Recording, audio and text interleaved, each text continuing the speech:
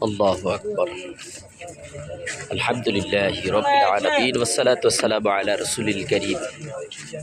أما بعد فأعوذ بالله من الشيطان الرجيم. بسم الله الرحمن الرحيم. كل نفس جائكة الموت. দূরের ও কাছের সকল ভাইদেরকে আজকে আমি দেখাতে যাচ্ছি জান্নাতুল বাকি। এই সেই জান্নাতুল বাকি। আমি 2024-এর প্রথম দিকে জানুয়ারির দিকে এখানে এসেছিলাম। তখন এতটা ভিড় ছিল না, কিন্তু এখন এত ভিড় প্রায় হজের মতো। এখন কিন্তু আমরা ঢুকছি প্রাথমিক অবস্থায়, অর্থাৎ আসরের নামাজ শেষ হয়ে গেছে। শেষ হওয়ার সঙ্গে সঙ্গে যে ধাক্কাটা, ওই ধাক্কাটায় ঢুকছি। পিছনে বহু মানুষ অপেক্ষামান। তো আমরা এখানে ঢুকেছি এই পবিত্র জান্নাতুল বাকি।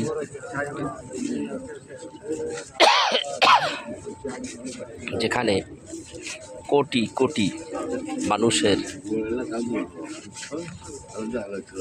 কবর রয়েছে। সবার আগে বলতে হয় এখানে 10,000 সাহাবী, নবীজির সাহাবী ঘুমিয়ে আছে। তো দেখেন কবর আর কবর। এখানে হযরত উসমান গনি রাদিয়াল্লাহু তাআলা আনহু,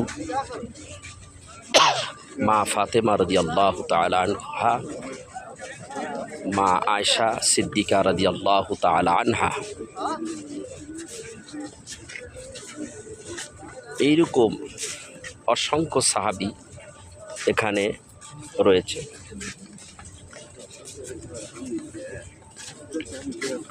আল্লাহু আকবার কবীরা।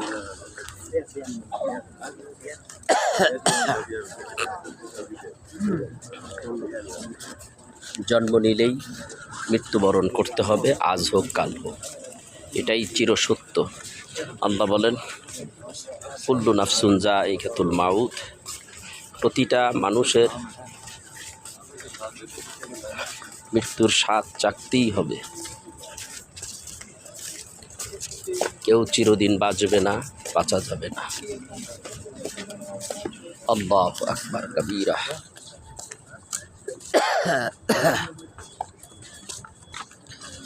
আমরা পাশেই কিন্তু উহুদ পাহাড় দেখা যাচ্ছে। ওই যে নবীজির দান মোবারক শহীদ হয়েছে যেখানে, আমি সেটা দেখতে পাচ্ছি। ওইটাই কিন্তু উহুদ পাহাড়। আল্লাহ ইয়া রাসূলুল্লাহ। নবীজির রওজা মোবারকের একটু উত্তর দিকে। ইনশাআল্লাহ আমরা কিছুক্ষণের ভিতরে বের হয়ে যাব।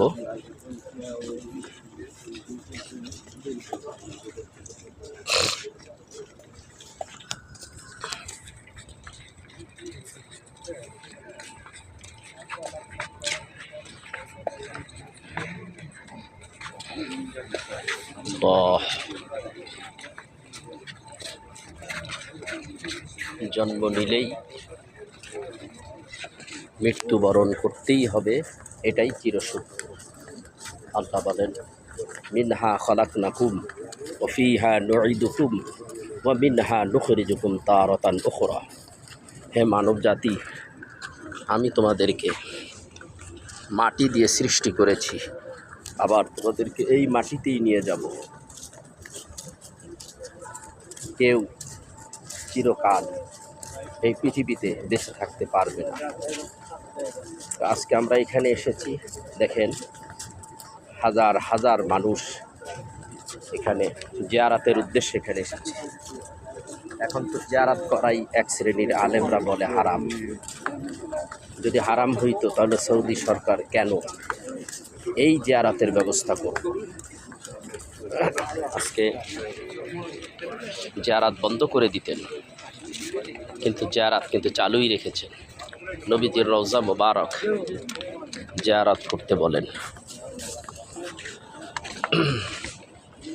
দেখেন রাসূল আরবি সাল্লাল্লাহু আলাইহি সাল্লাম নিজে বলেছেন,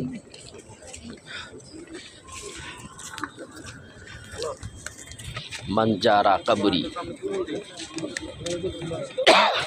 জারা কবরি ওয়াজাবাত লাহু শাফাআতি, যে আমার রওজা জিয়ারত করলো সে আমার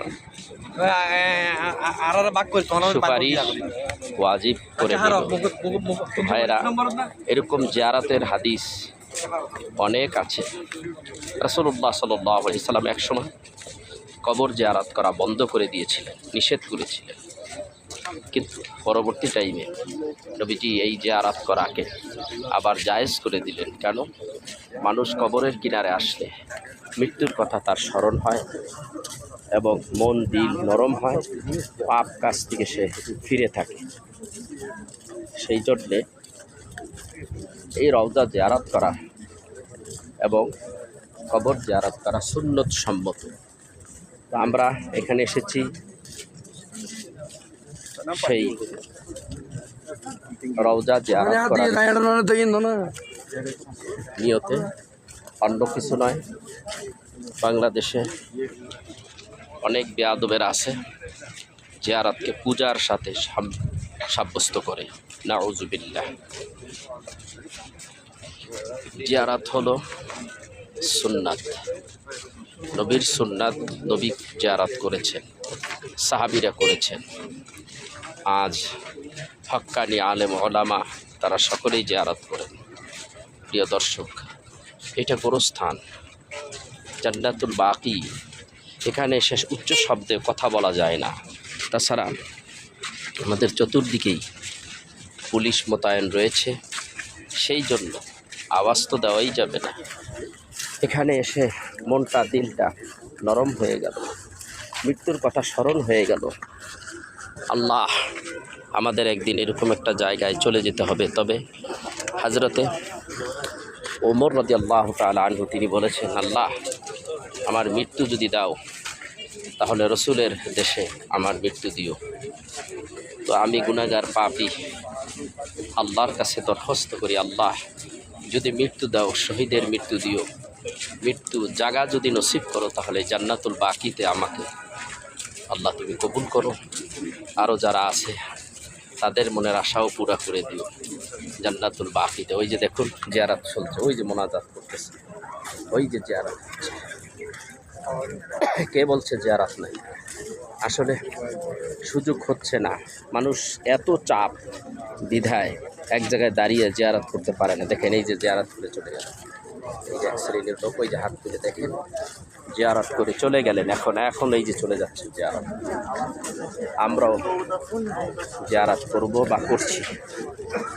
সৌদি সরকার জান্নাতুল বাকি এবং বিভিন্ন স্পটগুলি সম্পূর্ণ পরিবর্তন করে ফেলছে। আমি একটু জিয়ারত করব, সেজন্য আজকের প্রোগ্রাম এখানেই শেষ করতে যাচ্ছি। সবার কাছে দোয়া চাই। আসসালামু আলাইকুম ওয়া রাহমাতুল্লাহি ওয়া বারাকাতুহু।